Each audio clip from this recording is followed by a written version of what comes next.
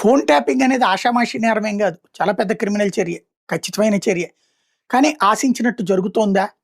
అంటే డౌట్‌ఫుల్లే. ఎందుకని? అంటే ఫోన్ ట్యాపింగులు దర్జాగా జరిగిపోతున్నాయి. ఆంధ్రాలో అయినా, తెలంగాణలో అయినా జరిగిపోతా ఉన్నాయి. పెగాసస్ సాఫ్ట్‌వేర్‌ది ఈ రోజు వరకు తేల్చలేదు. ఎవడి దగ్గరుందన్నది. కొన్నది వాస్తవం. ఆంధ్రాలో కొన్నారు, తెలంగాణలో వాస్తవంగా కొన్నారు. ప్రభుత్వం కొనలా. కానీ అసలు కొండాల్సింది జీ టు జీ. ప్రభుత్వంతో ప్రభుత్వం ఒప్పందం మాత్రమే జరగాలి. పేరుకి అది జరిగి ఫైనల్‌గా ప్రైవేట్ వాళ్ళ చేతికి వెళ్ళిపోయింది. ఆ సాఫ్ట్‌వేర్ ఎవరి దగ్గరుందో తెలీదు.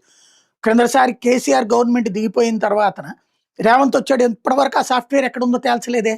ఎందుకని తేల్చలేకపోయాడు? అసలు రేవంత్ రెడ్డి ని రోడ్డున పడేసిందే ఆ సాఫ్ట్‌వేర్. ఆ సాఫ్ట్‌వేర్ కారణంగానే రేవంత్ రెడ్డి ఈ స్టీఫెన్సన్‌తో మాట్లాడిన దగ్గర నుంచి అంతా తేల్చింది. బట్ అసలు ఆ సాఫ్ట్‌వేర్ ఎక్కడుందో ఈ రోజు వరకు తేల్చలేకపోయారు.